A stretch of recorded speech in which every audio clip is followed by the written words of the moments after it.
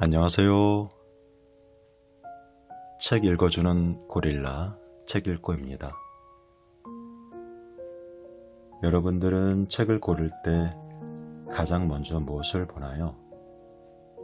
저는 책의 제목을 먼저 본답니다. 책의 제목 안에는 그 책에 담겨있는 작가의 생각과 정신이 가장 압축되어 있기 때문이죠. 오늘 읽어드릴 책 영원히 살 것처럼 배우고 내일 죽을 것처럼 살아라도 책 제목을 보는 순간 저의 마음을 확 끌어당겨서 읽게 되었답니다. 배움에는 이름도 늦음도 없다고 해요. 우리가 평생 사는 동안에 배우는 삶을 실천한다면 좀 더 행복하고 충만한 생애를 살지 않을까 합니다. 작가 마빈 토케이어는 유대계 미국인으로 탈무드 편찬에 관여하는 등 활발한 저술 활동으로 존경받는 유대교 랍비이기도 합니다. 이 책 속에는 삶의 지혜와 처세술이 담겨 있습니다. 만약 나에게 주어진 시간이 오늘 하루밖에 남지 않았다면 여러분들은 오늘 무엇을 하실 건가요? 작가는 이 책에서 우리에게 현재의 시간을 낭비하지 말고 충만한 삶을 사는 방법에 관해서 이야기하고 있습니다. 자, 그럼 저와 함께 책을 읽어보실까요?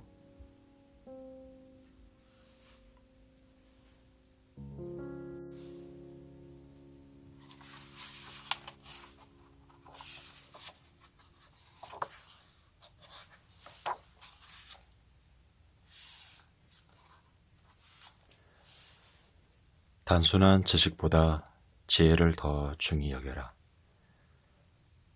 사람에게 가장 중요한 것은 지성이다. 지성이란 인간이 어떠한 경우에도 가슴에 간직하고 있어야 하는 것이다. 유대인은 오랜 역사에 걸쳐서 나라 없는 서름과 박해를 받았다. 오래전에 그들의 삶이 터전이었던 도시는 불태워졌으며 재산은 빼앗겼다. 그러나 그들은 자신들에게 닥친 불행에 결코 굴복하지 않았다. 그들은 모든 것을 배우며 항상 내일을 위한 준비를 하고 있었던 것이다. 그들에게는 희망이 있었다. 희망이 있었기에 웃을 수 있었다. 웃음은 곧 자신을 지켜나가는 지성인 것이다. 그들의 내일을 위한 희망은 교육이었다. 유대인 어머니들이 아이들에게 반드시 물어보는 수수께끼가 있다. 만일 우리들이 살고 있는 집이 불태워지고 재산은 빼앗겼을 때 도대체 무엇을 가지고 달아나야 할까요? 하고 묻는다. 그러면 어린이들은 돈을 가지고 라든가 다이아몬드를 가지고 달아난다 라고 대답을 한다. 그럴 때 어머니는 그것은 모양도 빛깔도 냄새도 없는 거란다 하고 다시 한번 힌트를 준다. 그리고 마침내 가지고 가는 것은 돈이나 다이아몬드가 아니라 지성이라고 자식에게 가르쳐 준다. 그 누구도 지성을 빼앗을 수 없으며 지성은 자기가 목숨을 잃지 않는 한 항상 몸에 지니고 달아날 수 있기 때문이다. 유대인들은 책을 어떠한 물건보다도 소중히 여긴다. 그들에게는 책에 관한 많은 격언이 있다. 여행을 하는 중에 지금까지 읽어보지 못한 좋은 책을 보게 되면 반드시 그 책을 사 가지고 고향에 돌아가라. 만일 가난한 나머지 물건을 팔아야 한다면 우선 금, 보석, 집, 땅을 팔아라. 마지막까지라도 팔아서는 안 되는 것이 책이다. 책은 비록 적이 빌려달라고 해도 빌려주어야 한다. 그렇지 않는다면 당신은 지식의 적이 된다. 책을 당신의 벗으로 삼아라. 책장을 당신의 뜰로 삼아라. 그리하여 그 아름다움을 즐기고 과실을 거두어 들이며 꽃을 따도록 하라. 책은 지식의 상징이다. 1736년에 라트비아의 유대인 거리에서는 만약 책을 빌려달라고 해서 빌려주지 않는 사람에게는 벌금을 물게 하는 조례가 정해졌었다. 또 유대인의 가정에서는 책을 침대에 발치해 두지 말고 머리맡에 두라는 말이 전해져 오고 있다. 지성이 유대인 사회에서 얼마나 중요시 되었던가 하는 증거로 학자가 왕보다도 더 훌륭하다고 여겨졌으며 커다란 존경을 받아온 사실을 들 수 있다. 이것은 유대인이 자랑할 만한 전통이기도 하다. 이에 반해서 대개의 다른 민족들이 왕후, 귀족 혹은 군인이나 돈 많은 사업가를 학자보다 더 높은 자리에 두었던 사실은 주목할 만하다. 그만큼 유대인들은 지식을 소중히 여겼다. 하지만 그들이 지식보다 중시한 것은 지혜였다. 지식만 있고 지혜가 없는 사람은 많은 책을 등에 실은 당나귀에 비유되었다. 지식은 아무리 모아두더라도 도움이 되지 않는다. 그것을 좋은 목적으로 쓰지 않는다면 오히려 해가 되며 또 단지 지식을 모으는 것뿐이라면 책을 쌓아두지 말 것을 경고한다. 단지 배워 익힌다고 하는 것은 경멸되었다. 그것은 모방에 지나지 않기 때문이다. 배워 익힌다는 것은 어디까지나 자기 스스로 생각하기 위한 기초일 뿐이다. 지혜가 있는 사람은 배운 지식을 사용할 수 있는 사람을 말한다. 헤브라이어로 지혜가 있는 사람을 후템이라 한다. 젊은 학도가 지식을 쌓고 지성을 발휘해 가는 동안에 통찰력을 얻게 되고 또 겸허해야 한다는 사실을 배우면 후템이라 불려지게 된다. 유대인들은 학식과 마찬가지로 겸허함도 중히 여겼다. 자기 스스로 유식하다고 느끼는 사람은 행복할지는 모르나 자기 스스로 현명하다고 생각하는 사람은 어리석은 사람이다. 벼 이삭은 익을수록 고개를 숙이는 법이다. 그것은 지혜 있는 사람이라는 증거다. 후템 가운데서도 가장 지혜로운 사람을 탈미드 후템이라 한다. 탈미드 후템이란 평생 배우고 게으르지 않으며 많은 사람으로부터 지혜가 있다고 여겨지는 사람을 일컫는 말이다. 고대 유대인 사회에서 탈미드 후템은 세금을 물지 않았다. 지혜 있는 사람이란 사회 전체에 도움이 된다고 생각되었기 때문이다. 뿐만 아니라 사회 전체가 그들을 도와줘야 한다고 생각했었다. 유대인들이 얼마나 후템을 존중하였는지를 나타내주는 말을 여기에 인용하고자 한다. 후템과 부자는 어느 쪽이 더 훌륭할까? 그것은 말할 것도 없이 후템이다.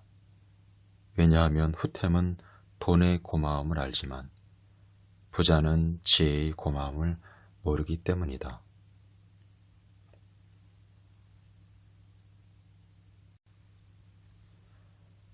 학식을 남에게 자랑하지 말라. 학식을 남에게 내비치며 자랑해서는 안 된다. 많이 배웠다는 것은 자랑이 아니다. 많이 배운 만큼 겸허한 마음과 지혜가 풍부한 품성이 자랑인 것이다. 자기가 훌륭하다는 사실이나 자기에게 힘이 있다는 것을 스스로 말할 것은 못 된다. 그러한 사람은 사람들의 의심과 미움을 받기 마련이다. 달무드에는 학식이나 자신의 능력이라고 하는 것은 값비싼 시계와 비슷하다고 가르치고 있다. 요컨대 남에게 보이며 자랑하려고 몸에 품고 다니는 것은 아니다. 다른 사람이 시간을 물을 때 비로소 시계를 꺼내야 한다. 그런 사람이 되어야만 목이 타는 사람들에게 시원하게 갈증을 풀어주어도 바닥이 나지 않는 샘처럼 학식이 넘쳐나는 법이다. 유대인들은 학식을 우물에 비유해서 말한다. 깊은 샘의 물은 아무리 길어내어도 바닥이 마르지 않는다. 얕은 우물은 곧 바닥이 드러나고 만다고 가르치고 있다. 금이나 보화는 잃어버리기 쉬우나 지식은 언제나 몸에 붙어 다닌다. 그러므로 배움은 평생 동안 해야 할 일이 된다. 유대인의 속담 중에 이러한 말이 있다. 나는 스승으로부터 많은 가르침을 받았다. 친구들에게서는 더 많은 것을 배웠다. 그러나 가장 많은 것을 배운 것은 제자들에게서이다. 진정으로 평생 배움을 놓지 않는 사람들은 이처럼 겸허한 시각을 갖추고 있다. 자신보다 어리고 젊은 사람들을 가장 큰 스승으로 표현한 겸허함은 영원히 살 것처럼 배우는 유대인들의 지혜에서 나온다. 그래서 아브라함 벤 에즈라는 지혜는 겸허함을 낳는다고 말하고 있다.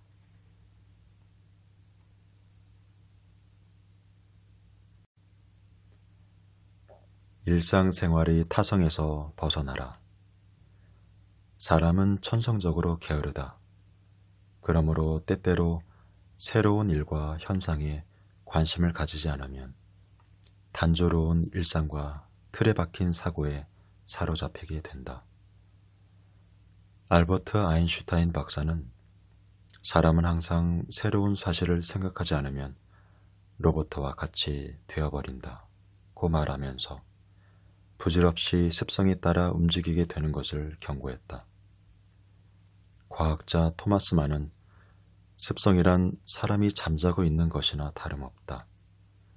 어릴 적이나 청춘기에 시간이 지나는 것이 길게 느껴지는 것은 언제나 새로운 사실과 만남으로써 자극을 심하게 받기 때문이다. 중년이 지나면서 1년이 빨리 지나가 버리는 것처럼 여겨지는 것은 너무도 많은 습성이 쌓여 버렸기 때문이다. 라고 말했다. 오늘날의 생활에서 매스미디어가 대다수의 사람에게 어떤 작용을 하는지 생각해보자. 아침에 일어나서 직장으로 나가기 전 급히 서둘러 출근을 준비하는 동안에 뉴스를 듣고 신문을 보면서 아침 식사를 한다. 혹은 전철 속 아니면 회사에 도착한 다음에 신문부터 집어든다. 한 달에 몇 번은 주간지를 사기도 한다. 신문이나 주간지는 각종 뉴스를 떠들썩하게 다루고 있다. 대개의 사람들은 어째서 신문이나 주간지를 읽는 것일까? 진실을 알기 위해서인가? 아니면 주위의 사람들이 모두 알고 있는 것을 자기만 모르면 불안해지기 때문일까? 요즘 시대에는 우리에게 스마트폰이 너무나 생활화되어 있죠. 아침 일어나서 가장 먼저 하는 것이 스마트폰을 켜고 카톡이나 페이스북, 인스타그램, 네이버 이런 것을 먼저 보게 되는 것이 요즘 우리들의 습성인 것 같습니다. 이제 신문이나 주간지를 읽는 것이 습성이 되어버렸다. 날마다 새로운 소식이나 충격적인 뉴스가 차례차례 밀어닥친다. 그리고 우리들이 매일 식사를 하듯이 그것을 소비해버리고 나면 아무것도 남지 않는다. 또 다음 날에는 신문이나 TV라고 하는 접시에 새로운 음식물이 담겨져 나온다. 이런 모든 행위들이 습관이 되어버린다. 이러한 행위들이 사회생활에서 오는 불안감으로 인해 눈앞의 땅콩과 같이 꼭 즐기는 것이 아닌데도 그냥 자꾸 보게 된다는 사실을 깨닫게 되었다. 라디오나 신문, 텔레비전뿐만이 아니다. 우리의 인생도 이처럼 습관이 되어버린 것 때문에 대반의 시간을 빼앗기고 있는 수가 많다. 정신없이 바쁘게 돌아가는 삶에서 잠시 멈춰서서 자기 자신의 생활을 진지하게 돌이켜볼 필요가 있다. 여기에서 정말 다시 읽고 싶은 문장이 있는데요. 어릴 적이나 청춘기에 시간이 지나는 것이 길게 느껴지는 것은 언제나 새로운 사실과 만남으로써 자극을 심하게 받기 때문이다.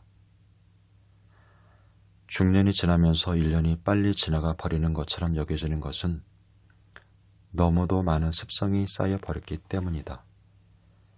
이 말이 정말 의미하는 것이 많은 것 같습니다. 네, 여러분도 한번 생각해 보시면 좋겠습니다.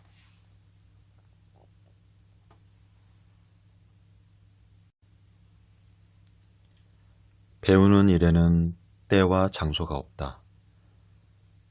유명한 랍비인 히렐이 아직 젊었을 시절 그는 토라를 연구하고자 열망했다.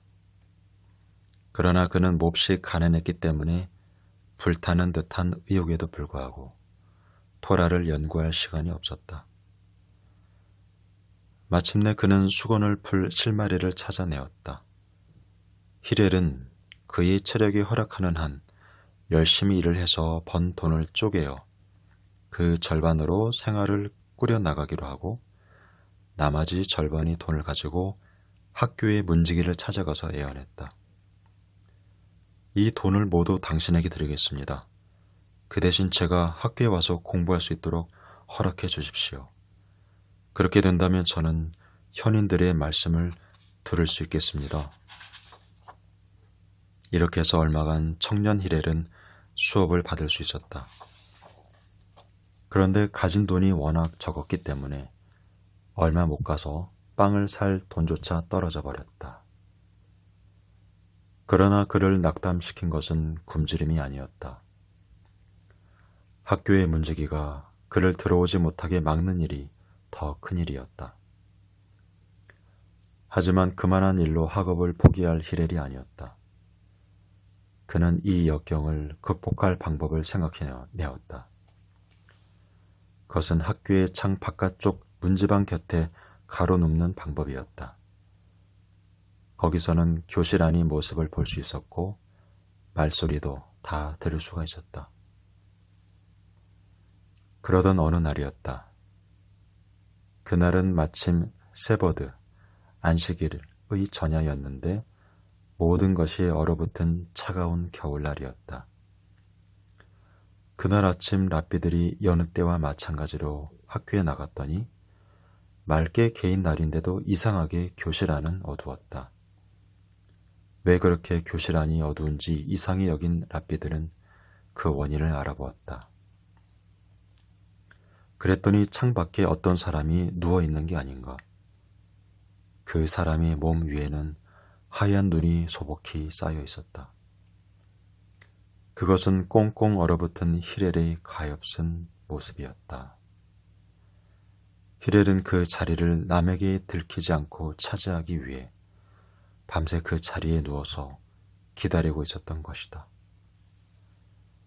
그 뒤로는 누구든 가난해서 공부를 할 수 없다고 푸념을 하면 사람들은 그에게 이렇게 물어본다. 당신은 히렐보다 더 가난한가? 히렐의 이와 같은 굽힐 줄 모르는 의지는 후세의 유대 젊은이들에게 커다란 격려가 되어주고 있다. 여기서 불타는 향학열의 소유자였던 히렐의 명언을 몇 가지 더 들어보자.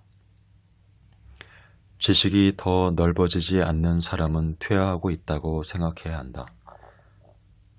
배우기를 마다하는 사람은 죽어 마땅하다. 수줍어하는 자는 배울 수가 없다.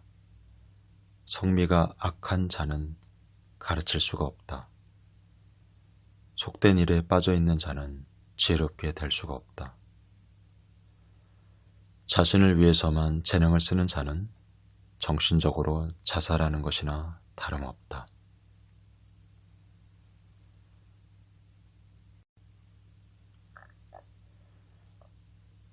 어떠한 상황에서도 최선을 다하라.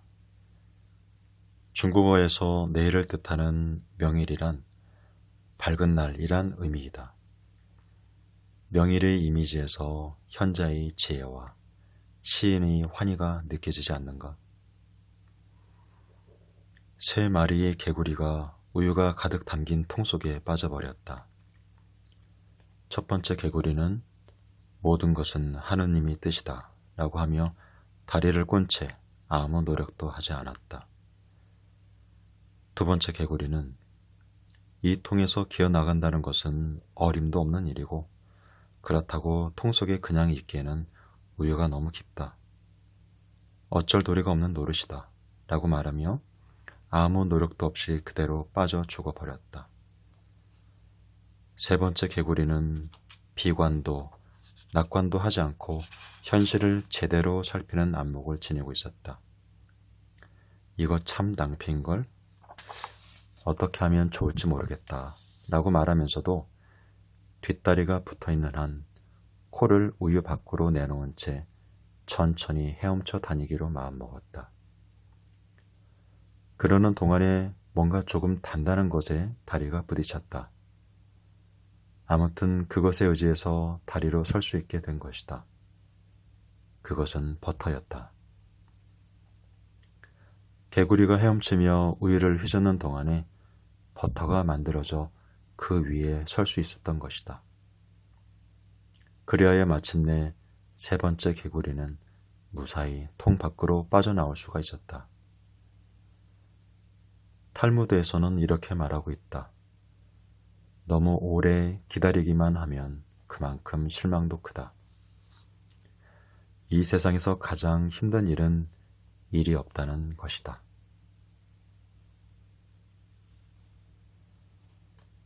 해가 지면서 또 하루가 시작된다.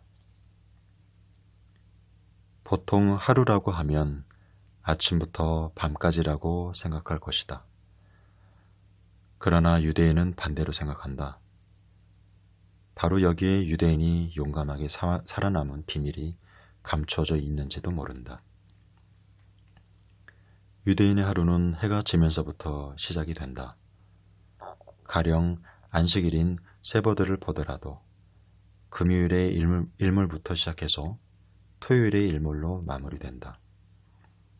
이러한 하루의 시간에 대한 사고방식은 유대인의 독특한 생활방식인 것이다. 탈무드에서는 랍비들이 어째서 하루가 일몰부터 시작되는가 하는 것으로 논쟁을 하고 있다. 그들의 결론은 밝은 무렵에 시작이 되어 어두워서 끝나기보다는 어둠에서 시작해서 밝은 무렵에 끝나는 편이 논리적이고 현실적이라는 것이다. 인생도 그와 같다. 그들의 이러한 사고방식은 유대인의 낙관적인 면모를 단적으로 보여주는 것이다. 유대인은 무척이나 낙관적이다. 때가 되면 반드시 좋아진다고 생각하고 있다. 그리고 어떤 역경에 처해 있더라도 포기하는 법이 없으며 항상 희망을 버리지 않는다.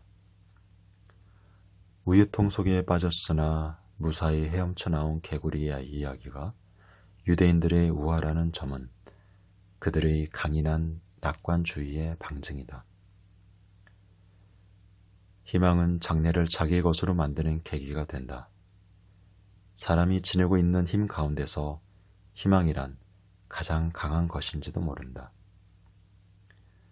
희망이 살아있는 한 인간은 미래의 꼬리를 놓치지 않고 있는 셈이다. 희망은 미래라고 하는 냄비에 붙어있는 손잡이다. 그것을 놓쳐서는 안 된다. 사람들이 죽음을 두려워하는 까닭은 죽음이야말로 바로 희망이라는 줄이 끊어진다고 생각하기 때문이다.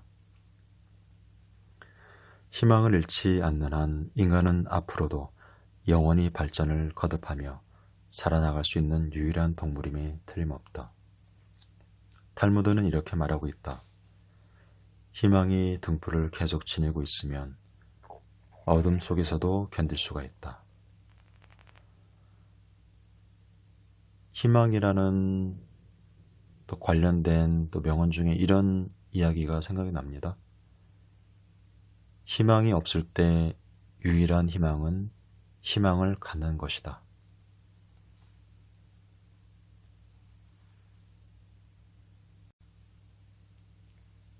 괴로워함으로써 사람은 더욱 강해진다.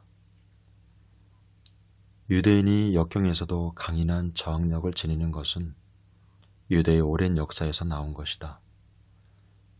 유대인은 성서시대부터 박해를 받아왔다. 중세로 거슬러 올라가 보면 유대인이 박해를 받고 집이 불태워지고 또 무참하게 살육을 당했던 무렵에도 유대교를 버리기만 하면 박해는 멈추었다. 그러나 그들은 유대인임을 포기하지 않았다. 흔히 유대인을 한 인종이라고 생각을 하지만 그것은 틀린 생각이다. 오늘날 이스라엘에 가보면 피부색이 흰 유대인이 있는가 하면 검은 유대인도 있다. 이를테면 남예멘에서 온 이스라엘인과 동유럽에서 온 유대인은 피부색이나 생활 습관도 크게 다르다. 유대인이란 유대교를 믿는 사람을 가리키는 말이다. 유대인은 역사를 소중히 한다. 유대인의 역사는 모든 유대인에게는 스스로 체험한 것이나 다름없다. 유대인 박해 사례를 보면 비참한 이야기는 너무나 많다. 나치스가 동유럽을 점령했을 때의 이야기다. 어느 자그마한 도시에서 다른 많은 유대인이 그러했던 것처럼 유대인 한 가족이 지붕 밑에 숨어 살았다. 바깥에는 나치스가 한 사람이 유대인이라도 누칠세라 엄중하게 감시하고 있었다. 창고 지붕 밑에 숨은 그 가족은 모두 5사람, 양친과 10살이 된 딸 레이첼과 8살 난 아들 조슈, 그리고 삼촌인 야곱이었다. 그들은 이웃 주민들의 도움으로 식량을 구했다. 이와 같은 상황은 유럽 어디를 가든 들을 수 있는 이야기이다. 유명한 안네의 일기의 안네는 같은 무렵 네덜란드의 암스테르담에서 역시 가족들과 더불어 지붕 밑에 숨어 살았다. 가족들은 조그마한 소리라도 내어서는 안 되었다. 그래서 손짓이나 몸짓으로 말을 대신했다. 나치스의 순찰대가 올 때마다 혹은 마을 사람 가운데서도 호의를 가지고 있지 않는 사람이 나타날 때마다 숨소리조차 죽여야만 했었다. 양친과 삼촌은 식량을 얻기 위해서 때때로 밖에 나가야만 했다. 창고 부근에서 발자국 소리가 들리면 부모들은 레이첼과 조슈의 입을 손으로 틀어막았다. 아이들은 무서움에 질려서 하마터면 소리를 지를 뻔한 적도 있었다. 일가족이 수며 지낸 지 3개월이 되었을 무렵 어머니가 식량을 거리를 구하기 위해 밖에 나간 뒤로 다시 돌아오지 않았다. 어머니가 마을 사람이 밀고로 독일군에게 붙잡혔다는 사실을 알게 되었다. 그리고 나서 2달이 지난 즈음 이번에도 식량을 구하기 위해 밖으로 나간 아버지가 돌아오지 않았다. 배도 고프고 추위에 지친 아이들의 입을 이제는 삼촌인 야곱이 틀어 막아야만 했다. 그리고 몇 달이 흐른 후 야곱 또한 식량을 구하기 위하여 밖으로 나갔다가 감시하고 있던 독일 병사의 총에 죽음을 당하였다. 야곱이 죽자 필요한 식량이며 물을 가지러 가는 일을 누나인 레이첼이 맡아야 했다. 창고 부근에서 무슨 소리가 들리면 누나가 조슈의 입을 얼른 막았다. 그러나 이 생활도 오래가지는 못했다. 두 어린이가 어두운 창고에서 생활한 지 한 달이 되었을 무렵 이번에는 식량을 구하러 나간 누나가 돌아오지 않았다. 그 다음부터 소리가 나면 조슈는 제 손으로 제 입을 틀어막았다. 이 이야기는 결국 혼자 살아남은 조슈가 증언한 것이다. 유대인이 오늘날까지 살아남을 수 있었던 것은 결코 절망하지 않았기 때문이었다. 유대인들은 무지개가 희망의 상징이라고 생각하고 있다. 폭풍 후 뒤에는 아름다운 무지개가 하늘에 나타나기 때문이다. 역사상 유대인들만큼 박해를 받은 민족은 달리 찾아볼 수 없을 정도이나 유대인들은 결코 좌절하지 않았다. 아무리 박해를 받고 짓밟혀도 반드시 살아남는다는 것을 그들은 역사를 통해서 알고 있었던 것이다. 사람들이 조그만 일에도 곧 좌절하고 마는 것을 자주 볼 수 있다. 예를 들면 남에게 빚이 좀 있다고 해서 자살해버리는 사람이 있다. 시험에 실패했다고 해서 젊은 목숨을 끊어버리는 사람이 있다. 또 좌천되었다고 해서 자기 장래에 대한 노력을 포기하고 체념하고 마는 사람도 있다. 달무드에는 다음과 같은 수수께끼가 적혀있다. 사람의 눈은 흰 부분과 검은 부분으로 이루어져 있다. 그러나 어째서 하나님은 검은 부분을 통해서만 사물을 보도록 만들었을까? 그 답은 이렇게 적혀있다. 인생은 어두운 곳을 통해서 밝은 곳을 바라보아야 하기 때문이다.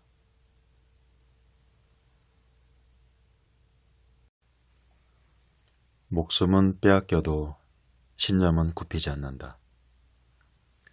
신념이란 소중한 것이다. 제2차 세계대전 중 동유럽의 어느 유대인 거리에서 일어났던 이 이야기는 언제 들어도 감동을 준다.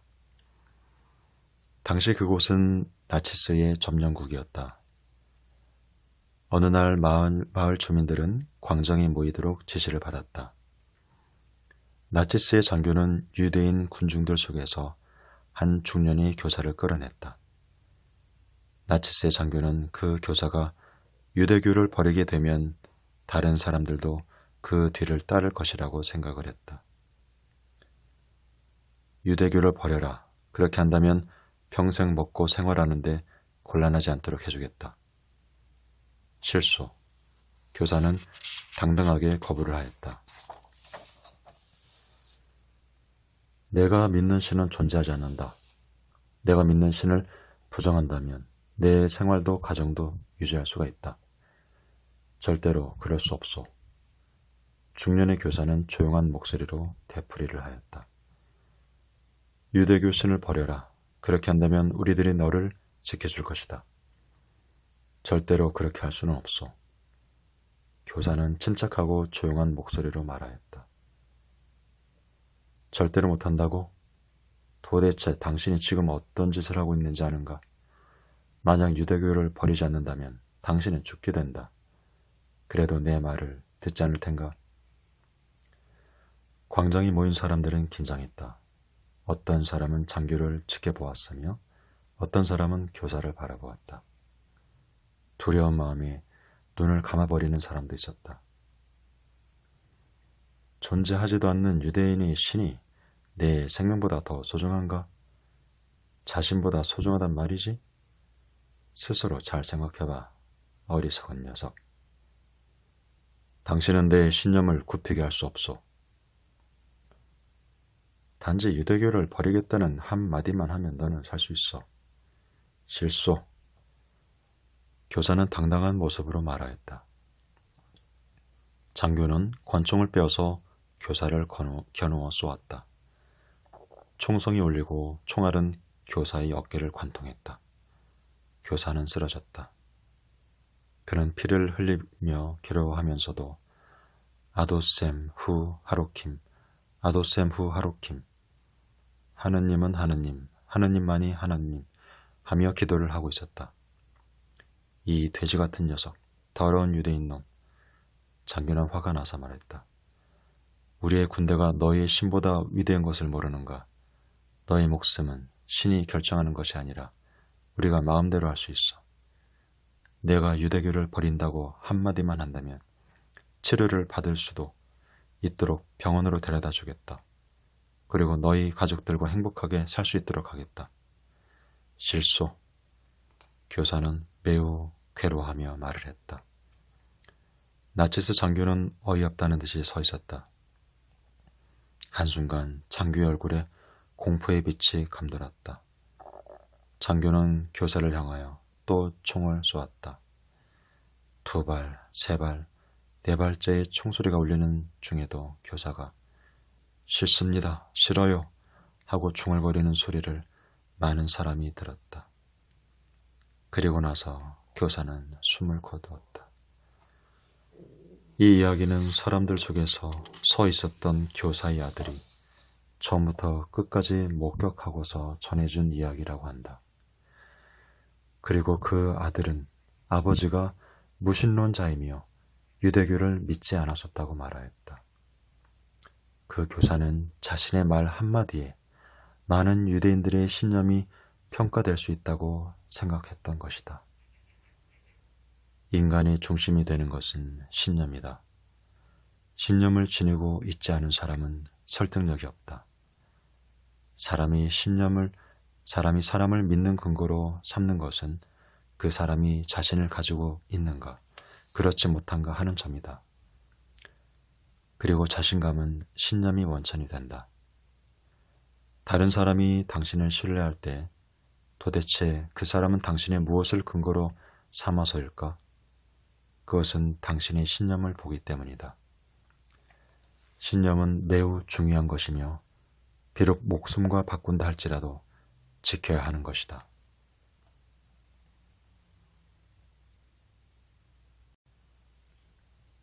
사회처럼 받아들이기만 해서야. 모든 것을 자기 것으로 만들려고 해서는 안 된다. 사람들은 남보다 앞서서 나누어 주려고 하는 자의 주위에 모여야 된다. 나누어 준다는 것은 중요한 일이다. 갈릴리 호수와 사해는 그러한 교훈을 우리에게 주고 있다. 이스라엘에는 2개의 내해가 있다. 하나는 갈릴리 호수이며 또 하나는 사해이다. 사해는 해면 아래 392m에 있으며 그 부근 일대는 온통 사막이다. 사해에서는 아무것도 살지 못한다. 그러나 갈릴리 호수는 민물이기 때문에 물고기가 살 수 있다. 여기서 예수가 고기를 낚은 사실로도 유명하다. 오늘날에는 성 베드로의 물고기라고 해서 생김새는 괴상하게 생겼으나 맛이 좋은 물고기가 많이 서식하는 곳이어서 호수 주위에는 많은 휴양시설과 레스토랑이 늘어서 있다. 호수 기슭에는 나무들이 많이 있어 수면에 가지를 들이우고 새들이 모여들어 지저긴다. 생기가 넘치는 아름다운 풍경이다. 갈릴리 호수와는 달리 사해에는 어떤 생물도 살고 있지 않다. 주위에는 나무도 없고 새 소리도 들을 수 없다. 사해 위에 떠도는 공기조차 무겁고 답답하게 느껴진다. 그렇기 때문에 사막에 살고 있는 동물이 물을 마시러 나타나지도 않는다. 그래서 옛 사람들은 사해를 죽음의 바다라고 이름 붙였다. 갈릴리 호수는 요르단 강에서 물을 받아들이고 있다. 그러나 사해처럼 그냥 물을 모아두지는 않는다. 갈릴리 호수에서 흘러간 물은 요르단 강을 지나 사해로 들어간다. 한편 사해는 물이 흘러나가는 출구를 지니고 있지 않다. 받아들인 것은 모두 자기 것으로 만들어버리고 만다.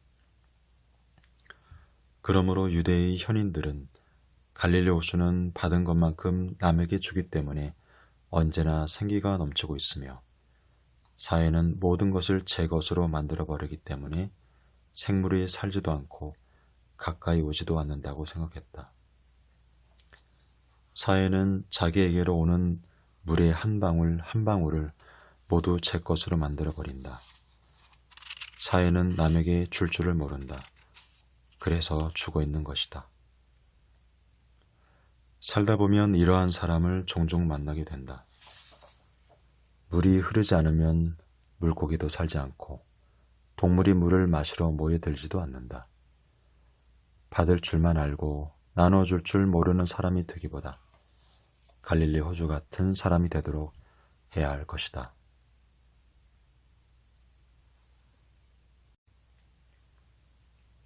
사랑이 행복이다. 사랑이란 말은 언제나 우리의 마음을 따뜻하게 하며 웃음짓게 한다. 그것은 사랑이 지닌 영속적인 순결함 때문이다. 사랑은 슬픔을 기쁨으로 바꿔주는 기적의 선물이라고 해도 과언이 아니다. 사랑에 빠진 사람의 두 눈을 보라. 세상에서 가장 반짝이는 아름다운 눈동자가 거기에 있다. 인생의 가장 큰 목표가 무엇입니까? 라고 사람들에게 물어보면 많은 사람들이 당연하다는 듯이 말한다. 행복하게 사는 거죠. 행복하게 사는 것이 무엇인지에 대해 구체적이고 세세하게 생각해 본 적은 없지만 그냥 그렇게 대답하면 왠지 마음이 놓인다. 그냥 큰 불행 없이 남들처럼 사는 게 행복이라고 생각하는 사람들도 있고 어떤 목표를 이루는 게 행복이란 사람도 있을 것이다. 그렇다면 사랑할 수 있다는 것이 행복이다 라고 생각하며 살아가는 사람은 과연 얼마나 될까? 자신이 소유하고 있을 때는 그것이 얼마나 소중한지 느끼지 못하는 것이 인간의 본성이다. 그것을 잃어버렸을 때 얼마나 그것이 자신에게 커다란 비중을 차지하는 존재였는지 깨닫고 가슴 아파한다. 사랑 또한 마찬가지이다. 사랑할 수 있을 때가 얼마나 행복한 시간이었는지를 우리는 까맣게 망각하고 살아가고 있다. 자신의 주위에 있고 있는 소중한 존재들을 한번 살펴보도록 하라. 그리고 그들이 갑자기 당신에게서 사라져 버렸다고 상상해보라. 당신은 사랑할 수 있는 축복을 받은 사람이다. 되풀이되고 전혀 새로울 곳 없는 대상들을 사랑하는 연습을 하자. 너무 익숙해서 묵은내 나는 김치처럼 천덕꾸러기 신사가 되어버린 내 곁의 모든 것들을 다시 돌아보고 애정을 쏟아 부어주자. 사랑하며 살 수 있는 사람은 행복한 사람이다.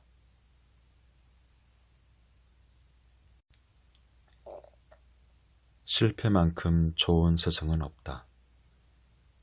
유대인은 기쁘고 영광스러운 날을 기념할 뿐만 아니라 패배한 날이나 굴욕스러운 날도 기념하고 있다. 패배를 기억함으로써 새로운 힘이 생겨난다고 믿고 있기 때문이다. 많은 민족들이 승리한 날만을 기념하고 실패한 날을 잊어버리려고 노력한다. 그러나 실패를 잊어서는 안 된다. 실패는 너무나 귀중한 교훈인 까닭이다. 실패만큼 좋은 교훈은 없다. 유대인의 명절 가운데 가장 큰 명절은 유월절이다.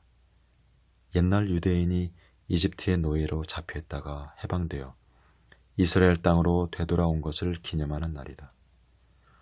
온 세계에 있는 유대인 지역사회에서는 이 날을 기념한다. 유대인들이 모세의 인수를 따라 사막을 건너 이스라엘 땅에 도착했던 것은 아주 옛날의 일이다. 하지만 오늘날에도 역시 유월절을 기념할 때마다 유대인은 이집트의 노예로 있을 때 먹었던 맛소라고 하는 빵을 그날 밤에 먹는다. 이것은 유대 민족이 받았던 굴욕을 다시 맛본다는 의미를 지니고 있다. 유월절은 축제날이다. 하지만 바로 그날 유대인들이 이집트에서 노예로 붙잡혀서 학대받고 모욕받던 그 체험을 부모는 아이들에게 이야기해 주는 것이다. 유월절 만찬 때마다 그들은 몇천 년 동안 정해진 음식을 먹어왔다. 예를 들면 유월절의 식탁에는 쓴맛을 지닌 잎사귀가 올라온다. 이런 쓴맛을 지닌 잎사귀는 축제 음식으로는 어울리지 않는 음식이지만 옛날 겪었던 패배의 쓴맛을 맛보기 위해 내어놓는다. 맛소라고 하는 빵도 그러하다. 식탁에는 반드시 단단하게 찐 계란이 나온다. 그리고 마지막에 아라차라고 하는 술을 마시는데 이것은 최후의 승리를 의미하고 있다. 이런 음식은 상징적인 의미를 지니고 있다. 그럼 왜 찐 달걀을 먹는 걸까? 다른 식품은 찔수록 물러지지만 계란은 찔수록 단단해지기 때문이다. 고난을 만날수록 패배를 거듭할수록 강해진다는 뜻이 담겨져 있다. 어떤 문제에 대해서 어떻게 행동해야 하는가를 배우자면 실제 행동을 통해서 배우는 수밖에 없다. 인생에서는 성공하는 일이 있는가 하면 실패하는 일도 있다. 성공한 일만을 기억하고 있는 사람은 또다시 실패하기 쉽다. 성공은 사람을 오만하게 만든다. 그러나 실패는 사람을 긴장시키고 경계하도록 만든다. 그런 뜻에서 실패는 좋은 스승이다. 많은 대가를 치르고 배운 것을 쉽게 잊어버리지는 않을 것이다. 사람은 스스로의 체험을 통해서 배우게 된다. 실패는 성공보다도 귀중하다. 한 번도 실패하지 않는 사람은 없다. 한 번 실패했다고 해서 부끄러워할 것은 없다. 그러나 2번, 3번 실패를 되풀이하면 부끄러워해야 한다. 그러므로 실패는 과거로 돌려버리고 미래라는 공간에는 성공을 받아들여야 한다. 미래에서는 실패를 제거해야만 한다. 실패의 체험을 익혀둔다는 것은 매우 중요한 일이다. 우리는 흔히 괴로울 때는 즐거웠던 일을 생각해내지만 즐거울 때는 괴로웠던 과거를 잊어버리기 쉽다. 배운다는 것은 고통을 함께하는 일이다. 고통을 다시 생각해내는 것도 배워야 한다. 실패를 잊고자 하는 것은 사람이 본성이기에 실패는 그 충격이 크면 클수록 언제나 기억하도록 해야 한다. 미래에 기다리고 있을지도 모르는 실패는 불유쾌한 것이지만 과거의 실패는 도움이 되는 것이다.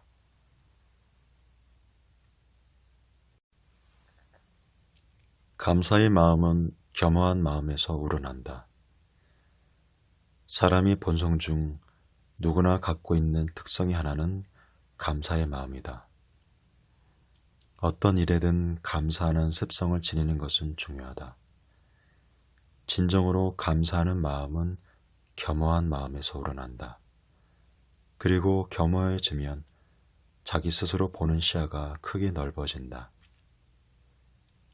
지금까지 상대도 하지 않았던 사람이나 물건이 눈에 들어온다. 그리하여 농부에게 말을 걸었던 잡초처럼 저쪽에서 당신에게 접근해 올 것이다. 우리들은 물건을 팔아야 하는 상인이나 다름이 없다. 허리를 굽히는 상인은 거만하고 잘난 척하는 상인보다도 고객이 많은 법이다. 그러나 비굴하라는 말은 절대 아니다. 상대편의 마음이 진정으로 감사하는 마음이 전해지도록 겸허한 마음을 갖는 것이 중요하다는 말이다. 겸허함은 감사하는 마음이 샘에서 솟아나는 물이라는 점을 기억하기 바란다. 감사한 마음에는 온건한 정신이 깃든다. 마음이 온화해지고 순해지며 걱정거리도 줄어들고 탐욕도 사그라진다. 불만족스럽던 일들을 감사하는 마음으로 바라보라. 그리고 나를 불만족하게 했던 사람과 일들이 있으므로 내가 성장했고 발전하고 있다고 감사하라. 그런 사람에게 만족은 자연스럽게 찾아올 것이다.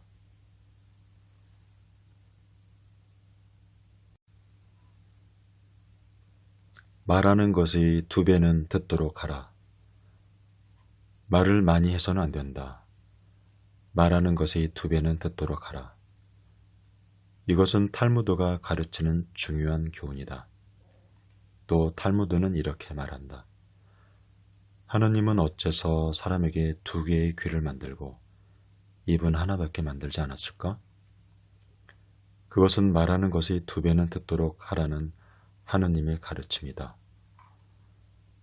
행복하게 살려고 생각한다면 코로 신선한 공기를 가득 들어 마시고 입은 다물고 있도록 하라. 즉 현명한 자는 자기의 지성을 숨기며 어리석은 자는 스스로 어리석음을 노출시킨다는 가르침이다. 입은 바로 화의 근원이 될 수도 있다는 점을 명심해야 한다. 주위를 둘러보아도 말을 잘하는 사람보다 잘 들을 줄 아는 사람이 더욱 존경을 받고 있음을 알 수 있다. 말을 잘 들을 줄 아는 사람은 지성을 나타내고 있다. 항상 떠들썩하게 자기 주장을 하는 사람은 어리석다. 그래서 현명한 사람이라면 미소 지을 정도의 일을 보고 어리석은 자는 소리내어 웃는다고 말하고 있다. 말하는 방식에도 미소 짓는 듯한 방식과 요란하게 웃는 듯한 방식이 있다. 만일 침묵이 현명한 사람에게 커다란 이익을 가져다 준다면 평범한 사람들에게는 얼마만한 이익을 가져다 줄까? 누구라도 자기 인생을 되돌아본다면 비밀을 지키고 있었던 것을 후회하는 일보다는 말을 해버린 것을 후회하는 일이 훨씬 많다. 자기 혀에게 침묵을 가르치는 것은 인생에 있어 커다란 이익이라고 할 수 있다. 탈무드는 보물처럼 자기 혀를 신중히 다루도록 하라고 가르치고 있다. 침묵은 금이요 웅변은 은이다 라고 하는 것은 그와 같은 뜻에서이다. 침묵은 지성이 있는 황금의 갑옷이다. 물론 필요한 때에는 충분히 자기 주장을 하고 자기 의사를 표시하지 않으면 안 된다. 그러나 얘기하는 것보다는 입을 다물고 있는 것을 배우는 편이 더 어렵다. 사람은 누구나 자기가 알고 있는 것을 말하고 싶다는 본능을 지니고 있다. 그러므로 말을 잘하는 사람은 다른 사람의 그러한 욕망을 가로막게 된다. 그 결과 상대방은 후회할 만한 일을 말하지 않는 것을 고맙게 여기기보다 말할 기회를 얻지 못하여 달가워하지 않을 것이다. 흔히 혀는 칼에 비유된다. 조심해서 다루지 않으면 사람을 다치게 할 뿐 아니라 자기 자신도 다치고 만다.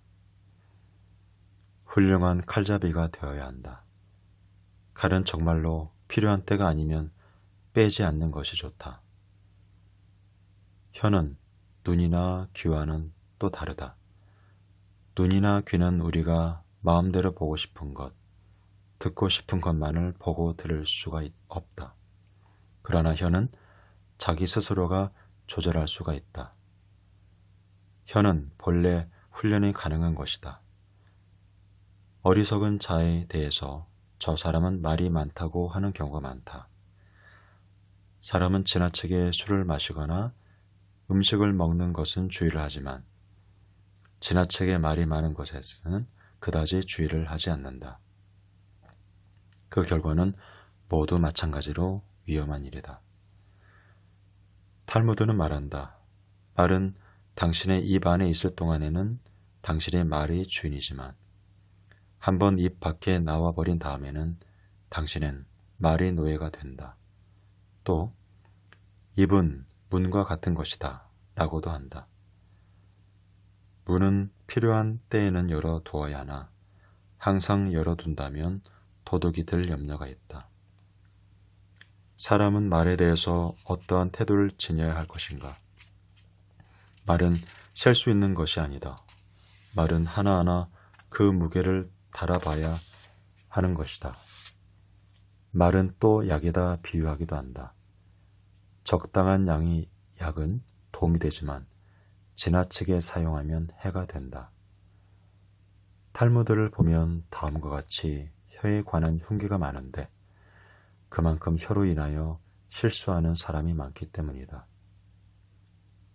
귀는 듣기에 생소한 것을 불쾌하게 생각하며 눈은 눈에 선 것을 쫓는다. 그런데 혀는 너무 분방하다. 혀에는 뼈가 없다.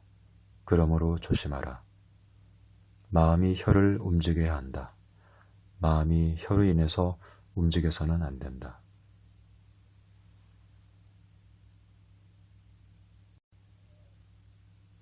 문제 해결의 방법보다 문제의 본질을 살펴라. 어떤 사람이 곁눈질도 하지 않고 걸음을 재촉해서 길을 가고 있었다. 랍비가 그 사람을 불러 세워서 물어보았다. 왜 그렇게 서둘러 가고 있습니까? 생활을 쫓아가려고 그럽니다. 하고 그 사람이 대답했다. 랍비는 그 사람에게 이렇게 말했다. 당신은 생활을 쫓아 그렇게 허덕이며 급히 가고 있군요. 그러나 실제로는 생활은 당신 뒤에서 당신을 쫓고 있는 것은 아닐까요? 당신은 생활이 쫓아오도록 가만히 기다리기만 하면 되는 겁니다. 그런데도 당신은 자꾸만 달아나려고 합니다. 일에 열중한 나머지 본래의 인간다운 생활에서 멀어져 버리는 사람들이 많다. 바쁘다는 것은 얼핏 보기에 근면한 것이므로 칭찬해야 할 것처럼 여기지나 그렇지 못한 경우가 많다. 때로는 일손을 멈추고 도대체 나는 왜 태어났는지, 사명이 주어져 있지는 않은지, 인생의 목표는 무엇인지를 생각해 볼 필요가 있다. 그러한 기본적인 것을 생각하는 일은 비록 답이 나오지 않는다고 하더라도 사람에게 깊이를 더해준다. 현대를 노하우의 시대라고 말한다. 여러 가지 문제가 있다고 할 때 그것을 어떻게 하면 해결할 수 있는지 고민을 한 후 그 문제에 대한 해결 방법을 터득하는 것이 노하우이다. 그러나 현대인은 노하우에 열중한 나머지 노화를 잊어버리고 말았다. 노화이란 사물의 본질을 알려는 노력을 말한다.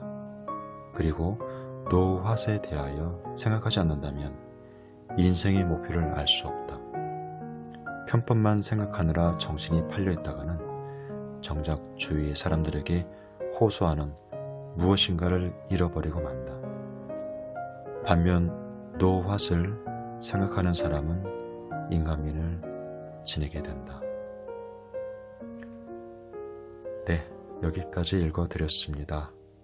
끝까지 시청해 주셔서 감사합니다.